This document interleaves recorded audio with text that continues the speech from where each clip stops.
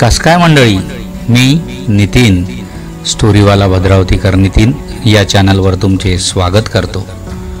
मंडळी, कहाणी पूर्णपणे ऐका आणि आवडल्यास चॅनलला लाईक, कॉमेंट, शेअर आणि सबस्क्राईब करायला विसरू नका. चला तर कहाणी सुरू करूया. कहाणीचे शीर्षक आहे तोंड झाकुनी. मेघा, कुठे गेली होतीस इतका वेळ? बाबा, कुठे जाणार? माझा ट्यूशन क्लास असतो. आईला माहिती आहे की. मेघा, खोटं बोलतेस तू. ती स्वाती तर मगाशीच आली. ती पण तुझ्याच क्लासला येते ना? शैलाताई आतून पदर खोचत बाहेर येत म्हणाल्या. मेघा, खरं काय ते सांग. राजाभाऊ दरडावणीच्या सुरात म्हणाले. तशी मेघा काहीही न बोलता आतल्या खोलीत निघून गेली.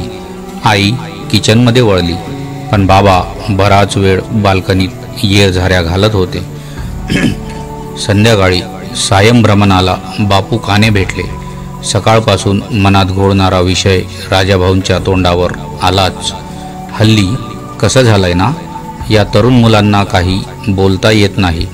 मूर्ख समजतात ती पालकांना. हे तरुण या वेड्या वयात काय करतील सांगता येत नाही. कामचुकारांना न भय न लज्जा. मायबापांच्या जीवाला उगाच नसता घोर.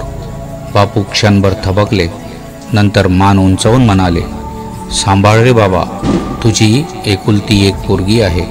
यंदा पदवीधर झाली की स्थळांची शोध मोहीम सुरू करून टाक बघू. तरुण मुलगी म्हणजे काचेचे भांडे. दिसायला सुंदर दिसते, पण जरा खडा लागला तर फुटण्याचे भय असते. त्या मनुभाऊच्या मुलीचं वर्षाचं काय झालं ते ठाऊक आहे ना तुला? छे छे, मला ठाऊक नाही काय झालं. इतक्यात त्याचा फोन नाही आला. अरे, त्यांची मुलगी वर्षा 2 वर्षापासून पुण्याला शिकायला म्हणून आहे. तर मग छान आहे की. वर्षा उच्च शिक्षण घेत असेल. अरे कसलं काय, त्याच्या जीवाला घोरच आहे. वर्षा BCom करते पुण्याला. मला सांग, BCom नागपुरात राहून करता येत नाही की काय? पुण्याला असं काय सोनं लागून गेलंय? पण हल्ली युरोपियन शैली आली. 16 वर्षाच्या मुलं मुलींना घरी बरे वाटत नाही. ते हॉस्टेलवर किंवा पेईंग गेस्ट म्हणून राहतात.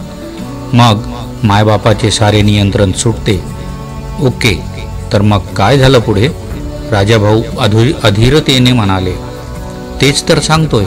वर्षा एका पोरासोबत फिरताना दिसत होती, तोंडाला ओढणी बांधून. दोघे आडवळणी उभे राहत होते. ती पेईंग गेस्ट होती. त्या मालकिनीला कुणकुण लागली म्हणून तिने फोन केला.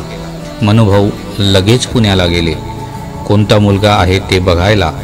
चांगला असेल तर लग्न जमवून टाकू म्हणून विचार केला. पण कसं काय? मुलीला आणि त्या मुलाला कॉलेजजवळच्या गल्लीत रंगेहात गाठले. मुलाला विचारले, काय करतोस तू? मी कोलकातामध्ये नोकरीला आहे, असे तो चाचरत म्हणाला. बरोबर सांग, कुठे काम करतोस ते? मनुभाऊ दरडावून बोलले तेव्हा तो पळून गेला. नंतर माहिती काढली तेव्हा खुलासा झाला की पठ्ठा कोलकाता फुटवेअर नावाच्या दुकानात हरकाम्या नौकर आहे. आता वर्षाचे मायबाप दोघेही शिक्षण पूर्ण होईस्तोवर पुण्याला तिच्या सोबत राहणार आहेत. ऐसा होता है. त्यानंतर बापूंनी हळू आवाजात राजाभाऊच्या कानात काहीतरी टिप्स दिल्या आणि सांभाळ रे बाबा राजाभाऊ असं म्हणून बापू काठी टेकत निघून गेले. राजाभाऊ बराच वेळ बाकावर बसून होते. दुसऱ्या दिवशी राजाभाऊ आणि शैलाताई मेघाच्या मागावर निघाले. मेघाने क्लासकडे न जाता बाजूच्या आळवळणी गल्लीत स्कूटी वळवली. तिथे एक लांब केस, दाढी वाढलेला तरुण वाटच बघत होता. मेघाने तोंड उडणीने चांगले बांधून घेतले.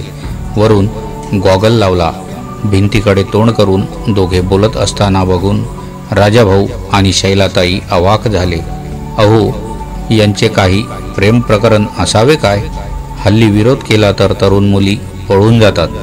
तेव्हा मी काय म्हणतो, आपण तिच्यासाठी मुलगा बघतच आहोत.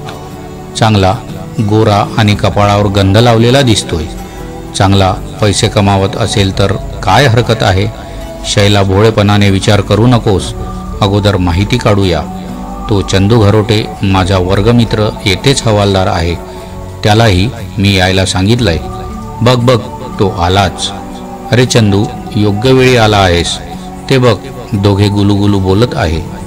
तो म्हणाला, तुम्ही पुढे जा, माहिती विचारा, मग मी येतोच. गरज वाटली तर इशारा करा. राजाभाऊ आणि शैलाताई दोघेही हळूच त्यांच्या मागे जाऊन उभे राहिले. दोघांनी चमकून मागे पाहिले. आई बाबा अचानक आलेले बघून मेघा पार हादरून गेली. नाव काय तुझं? सलील. काही कमाई धमाई करतोस की हेच काम आहे? आमचं दुकान आहे बाजारात, तुम्ही काळजी करू नका, आम्ही लग्न करणार आहोत. असं म्हणताना मेघासुद्धा मान डोलवत होती. तेवढ्यात चंदू हवालदार तेथे येताच मेघा आणि सलील दोघेही थरथर कापू लागले. आधार कार्ड कुठे तुझं? सलील मान खाली घालून उभा होता. हवालदाराने सलीलचे बखोड धरून आपला हिसका दाखवत विचारले.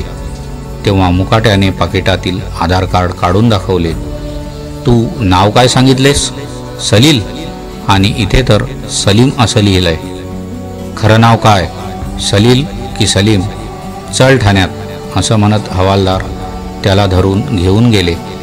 आई बाबा, मी चुकले. तो खोट्या नावाने कपाळाला गंध लावून मला फसवत होता. आज माझे डोळे उघडले. मला माफ करा प्लीज.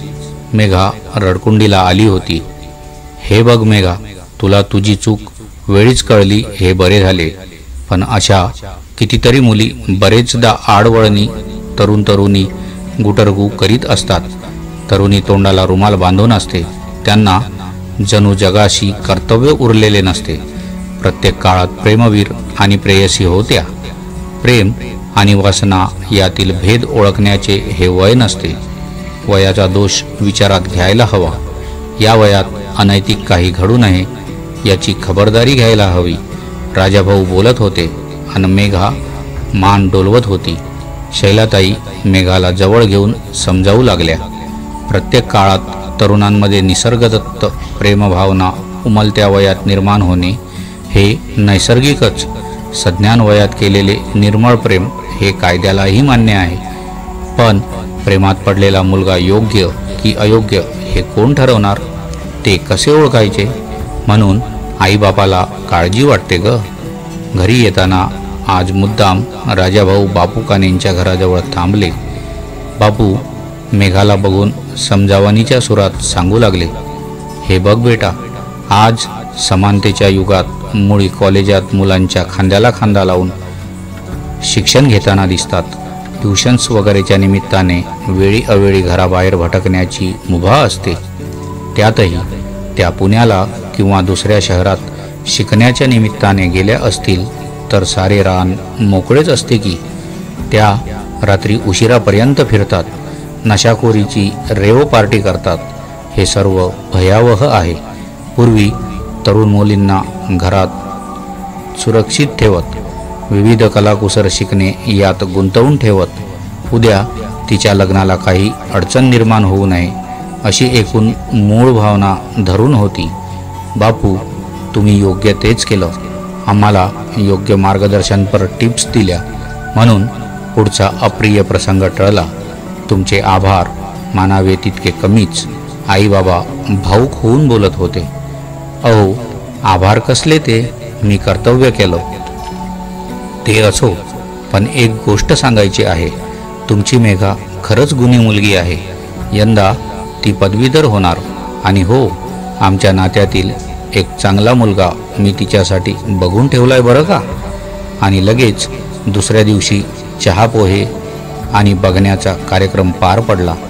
पसंती आली आणि 6 महिन्यात लग्नाचा मुहूर्त निघालासुद्धा.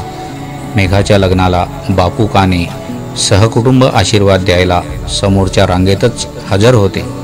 बापू काठी टेकत टेकत स्टेजवर पुढे आले. नांदा सौख्य भरे असा तोंड भरून आशीर्वाद दिला. तेव्हा राजाभाऊ आणि शैला यांचे डोळे कृतज्ञतेने पाणावले. कारण आज या आशीर्वादाला विशेष अर्थ प्राप्त झाला होता.